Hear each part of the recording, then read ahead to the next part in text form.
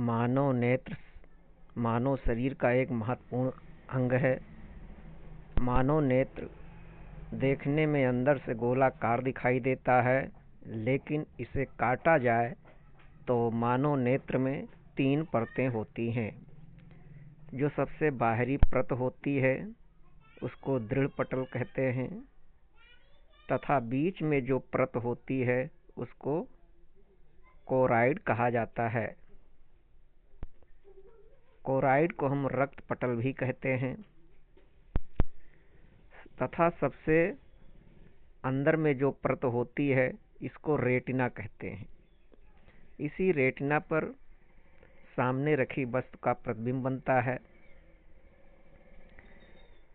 जो बाहरी दृढ़ पटल होती है यह नेत्र लेंस के सामने पारदर्शी एवं उभरा होता है, जिसे कार्निया कहा जाता है।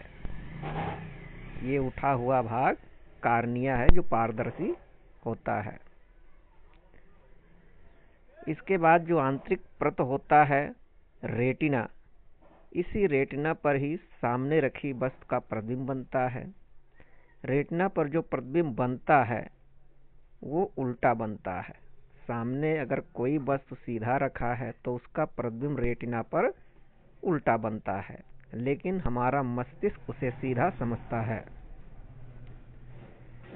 रेटिना पर एक आपको दिख रहा होगा, ये है पीत बिंदु और ये है अंध बिंदु। तो ये दोनों बिंदु कैसे बिंदु हैं? रेटिना के जिस बिंदु पर चमकीला प्रतिबिंब बनता है उसे पीत बिंदु कहते हैं, तथा रेटिना के जिस बिंदु पर धुंधला प्रतिबिंब बनता है उसे अंध बिंदु कहते हैं। नेत्र के रेटिना से ही दृष्टि नाड़ी निकलती है, जिसे प्रकाश सिरा कहते हैं। यह मस्तिष्क से जुड़ा होता है। नेत्र गोलक के अंदर में दरो भरा होता है, जिसे कांच दरो कहते हैं। इसी रेटिना पर जो है आगे की तरफ कार्निया के पीछे एक प्रोटीन का बना हुआ उत्तल लेंस होता है, जिसके द्वारा रेटिना पर प्रतिबिंब बनता है। लेंस के सामने एक पर्दा होता है, इस पर्दा को आइरिस कहते हैं।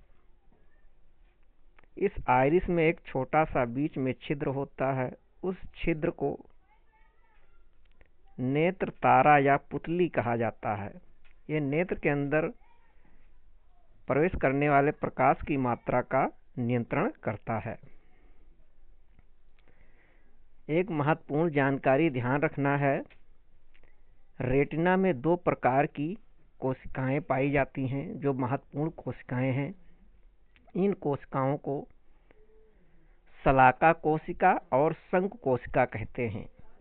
तो रेटिना में जो शलाका कोशिकाएं होती हैं वो प्रकाश का ज्ञान कराती हैं, और जो शंकु कोशिकाएं होती हैं रेटिना में वे रंगों का ज्ञान कराती हैं।